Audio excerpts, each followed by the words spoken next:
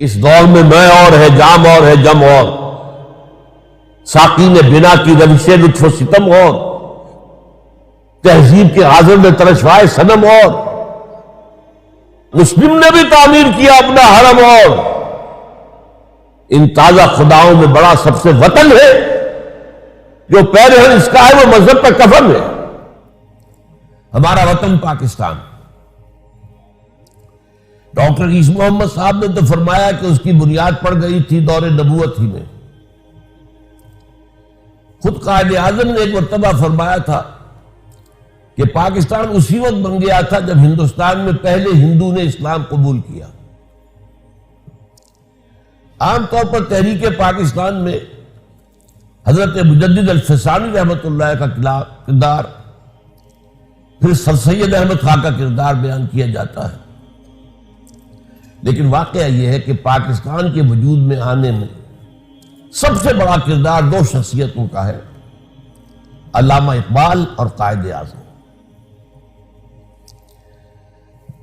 جہاں تک علامہ اقبال کا تعلق ہے، وہ اس ملک کے مجوز بھی تھے، تجویز پیش کرنے والے، مبشر بھی تھے، بشارت دینے والے کہ یہ قائم ہوگا، اور مصور بھی تھے، اس کی نقشہ کشی کرنے والے کہ وہ کیسا اسلام، کیسا پاکستان ہونا چاہیے۔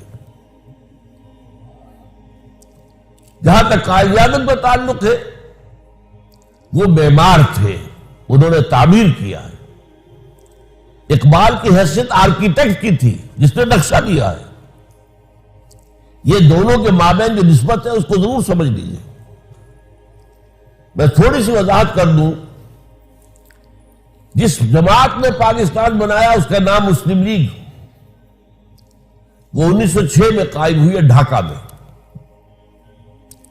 24 برس تک، نوٹ کر لیجئے، 1930 تک مسلم لیگ صرف اشرافیہ کا ایک کلب تھا۔ نواب محسن الملک، نواب اسماعیل خان، نواب زادہ لیاقت علی خان، یہ نوابوں، وڈیروں، بڑے لوگوں اور سرداروں کی جماعت تھی، عوامی جماعت سرے سے نہیں تھی۔ اور اس کا سارا مسموم کیا تھا کہ ہندوستان کی آزادی کے بعد ایسا نہ ہو کہ ہندو اکثریت مسلمان اقلیت کو دبا لے، ایکسپلائٹ کرے، اس کا استحصال کرے، اس کی تہذیب ختم کرے، یہاں تک کہ اس کا مذہب ختم کر دے۔ صرف یہ کہ اپنے آزادی کے بعد اپنے تشخص کا تحفظ اور اپنے حقوق کی حفاظت کے لیے کوشش ہو رہی تھی، بس۔ اور اس کے ضمن میں اتنا بڑا رول پلے کیا ایک شخص نے جس کا نام تھا محمد علی جناح۔ میں اس وقت قائد اعظم نہیں کہہ رہا، جس وقت کی بات میں کر رہا ہوں اس وقت تک وہ قائد اعظم نہیں تھے، محمد علی جناح۔ اور نوٹ کر لیجئے، وہ سیکولر خیالات کے حامل تھے، وہ قوم پرست تھے، وہ ہندوستان کی وحدت کے قائل تھے، وہ ہندو مسلم اتحاد کے سب سے بڑے سفیر تھے۔ ہندوؤں نے انہیں خطاب دیا ہندو مسلم اتحاد کا سفیر۔ بھرپور کوشش انہوں نے کی، اور یہ بھی نوٹ کیجئے 1906 میں وہ مسلم لیگ میں نہیں آئے، حالانکہ ہندوستان میں موجود تھے۔ دادا بھائی نوروجی جو پریزیڈنٹ تھا کانگریس کا، اس کے وہ سیکریٹری تھے۔ 1913 میں جا کر مسلم لیگ میں شامل ہوئے ہیں مولانا محمد علی جوہر کے کہنے پر، لیکن پھر بھی اپنی کانگریس کی رکنیت پھر بھی برقرار رکھی ہے، ڈوئل ممبرشپ، کانگریس کی بھی اور مسلم لیگ کی بھی۔ اور یہ سن 13 سے لے کر 30 تک اندازہ سمجھئے سر توڑ کوشش کی ہے، سر توڑ کوشش کی ہے کہ کسی طرح ہندو انصاف کی طرف آ جائیں، انصاف کی بات مانے، مسلمانوں کے حقوق جو ہے ان کو دینے کے لیے تیار ہو جائیں۔ لیکن ہوا کیا، اس کے بعد شدید مایوس ہو گئے ہندو سے۔ ہندو سے کوئی توقع نہیں ہے، یہ انصاف نہیں کرے گا، یہ تو برباد کر کے رہے گا، تباہ کر کے رہے گا مسلمانوں کو۔ اور اس کا یہ نتیجہ نکلا کہ انہوں نے سیاست کو خیر بات کہہ دی، انگلستان جا کر ایک کوٹھی خریدی اور اپنی لیگل پریکٹس شروع کر دی۔ آپ نے ایک نام سنا ہوگا، بہت بڑا نام ہے، ایس ایم اکرام، شیخ محمد اکرام، ان کی 3 کتابیں بڑی یوں سمجھیے کہ کلاسک کتابیں ہیں، آب کوثر، موج کوثر، روض کوثر۔ وہ ایس ایم اکرام اس وقت پڑھ رہے تھے انگلستان میں، آکسفورڈ میں۔ وہ چل کر آئے ہیں محمد علی جناح کے پاس لندن۔ انہوں نے کہا کہ آپ کیوں ہندوستان چھوڑ آئے؟ وہاں کے مسلمانوں کو تو آپ کی ضرورت ہے۔ یہ جملہ جو ہے محمد علی جناح کا، یہ تاریخی جملہ ہے۔ ہندوز آر انکورجیبل۔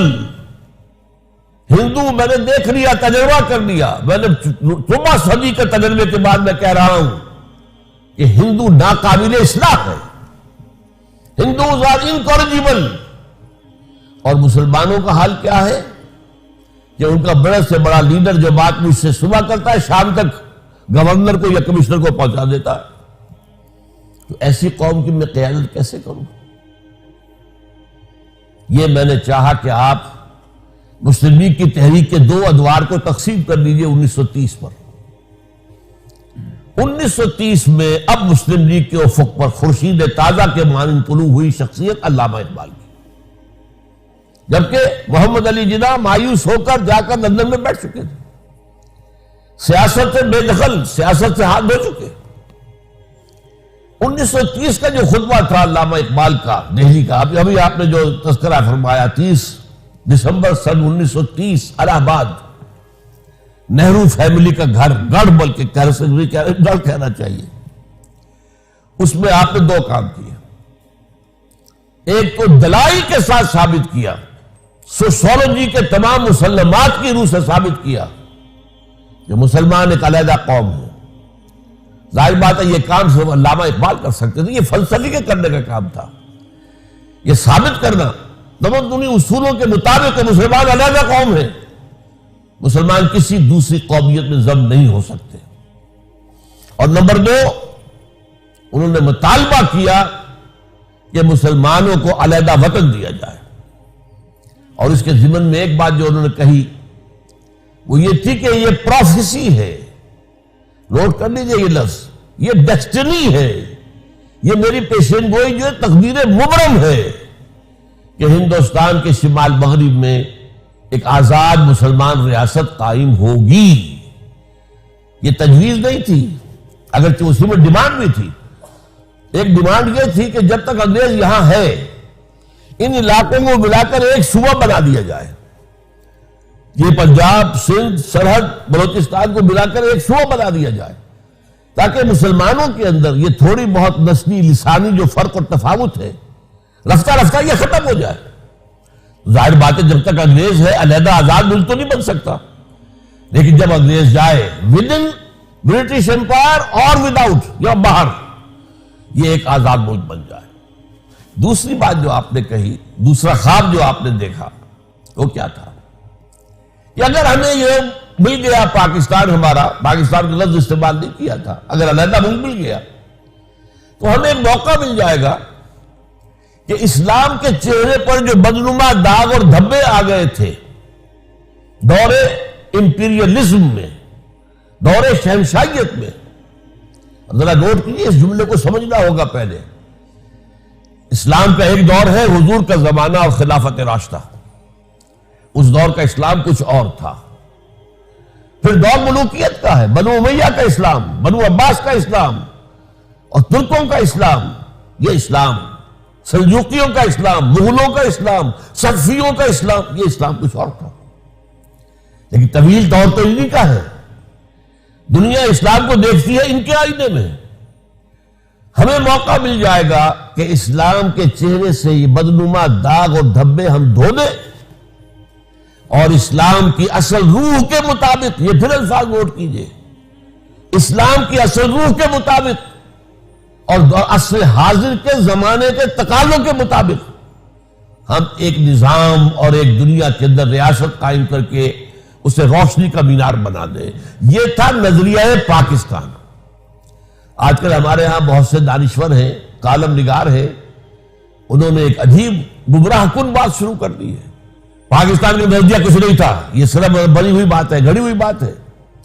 یہ بات صحیح ہے کہ پاکستان کا نظریہ 1906 سے نہیں تھا، لیکن 1930 سے تھا، اور چونکہ در حقیقت بات کی مسلم لیگ کو میں کہتا ہوں کہ وہ اصل مسلم لیگ، وہ دور، وہ اقبال کی مسلم لیگ ہے. اس لیے اگلی بات میں آپ سے پھر کہوں گا کہ جب علامہ اقبال نے یہ انجیکشن دیا ہے، جو مسلم لیگ کی ایک تحریک تھی، اس میں جو ہے اب یہ انجیکشن دیا احیاء اسلام، ہم تو دنیا میں دوبارہ اسلام کا نقشہ پیش کرنا چاہتے ہیں. یہ تو مشنری رول تھا، داعیانہ رول تھا، پیغمبرانہ رول تھا. اس رول سے ظاہر بات ہے کہ خون گرم ہوا ہے ملت اسلامیہ ہندوستان کا، اور اس کے اندر وہ جوش پیدا ہوا ہے جو علامہ اقبال کی شاعری سے بھی بہت پہلے پیدا ہو چکا تھا، شاعری کے ذریعے. لیکن اب آپ علامہ اقبال گئے ہیں 1932 میں لندن، تیسری گول بیس کانفرنس.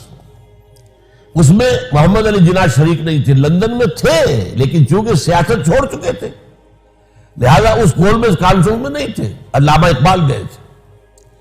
وہاں انہوں نے وہ جو خطبہ اقبال تھا اس کی جو ہے ریزوننس ہو چکی تھی. وہاں پر رمزے میکڈونلڈ اس وقت کا وزیر اعظم تھا انگلستان کا. اس نے یہ الفاظ کہے ہیں، تاریخی الفاظ، A poet has destroyed our dreams of united India. ایک شاعر، علامہ اقبال کی طرف اشارہ کر رہا ہے، ایک شاعر نے ہمارے جو خواب تھے کہ ہندوستان واحد رہے، متحد رہے، ہمارے سارے خواب پریشان کر دیا، توڑ پھوڑ کر رکھ دی. یہ رمز میکڈونلڈ کے اپنے الفاظ. اتنا زور تھا اس خطبہ الہ آباد کے اندر، اور اس سے وہ جو خروش مسلمانوں میں پیدا ہو گیا تھا کہ پرائم منسٹر آف برٹن یہ کہہ رہا ہے A poet has destroyed our dreams of a united India. بہرحال اسی موقع پر حضرت علامہ اب محمد علی جناح سے ملاقات کرتے ہیں. ان کے جسم میں بھی وہی انجیکشن لگاتے ہیں کہ دیکھو اب تک تم نے صرف مسلمان اشرافیہ کے ساتھ بات کی ہے، ایلیٹ کے ساتھ بات کی ہے، عوام میں آؤ. اور نمبر 2، صرف حقوق کا تحفظ نہ کرو، یہ ڈیفینسو انداز ہے، آفینسو انداز لو. ہم اسلام غالب کریں گے، اسلام قائم کریں گے، اسلام نافذ کریں گے، عہد حاضر کی جدید ترین اسلامی ریاست قائم کریں. یہ انجیکشن ہے جو 1930 میں مسلم لیگ کو لگا، 1932 میں قائد اعظم کو لگا، پھر اس کے کچھ عرصے کے بعد اور لوگوں نے بھی کوششیں کی. نوابزادہ لیاقت علی خان نے بھی کہا آپ آئیے واپس. بہرحال اس کے بعد جب آئے ہیں محمد علی جناح، پھر انہوں نے آ کر اسلام کا راگ الاپا ہے. پھر انہوں نے ہندوستان کے شہر شہر میں، قریہ قریہ میں، بستی بستی میں جا کر، میں تو یہ کہتا ہوں انہوں نے اسلام کی قوالی گائی ہے. قوالی میں کیا ہوتا ہے؟ حال آ جایا کرتا ہے. واقعہ یہ ہے کہ ہندوستان کے مسلمانوں کو حال آ گیا، تمام ہندوستان کے جمع ہو گئے مسلمان مسلم لیگ کے جھنڈے تلے، اور 1940 میں آ کر پاکستان کے ریزولوشن تلے سب. حالانکہ ایک بات پر غور کیجئے، یہ حماقت نہیں تھی. کیا یو پی کبھی پاکستان میں آ سکتا تھا؟ یو پی کے مسلمان کیوں مسلم لیگ کا ساتھ دے رہے تھے؟ کیوں پاکستان مانگ رہے تھے؟ یہ سی پی کبھی آ سکتا تھا، کبھی مدراس آ سکتا تھا، کبھی بامبے آ سکتا تھا، کبھی بہار آ سکتا تھا، کبھی راجستھان آ سکتا تھا. ہرگز نہیں. پھر یہ پاگل پن نہیں تھا. جدید انداز میں تو اسے پاگل پن کہا جائے گا. ابھی تمہیں کیا ہے؟ تمہیں تو پاکستان ملنے والا نہیں ہے. لیکن یہ میں اسی لیے کہہ رہا ہوں کہ جیسے قوالی میں حال آ جاتا ہے، حال میں جذبہ ہوتا ہے، عقل پیچھے رہ جاتی ہے، جذبہ ہوتا ہے جو گورن کر رہا ہوتا ہے. تو یہ ہے وہ دور جس میں کہ پھر اسلام ہمارا رسم العین بنا، ایک مثالی اسلامی ریاست قائم کرنا ہمارا مقصد بنا.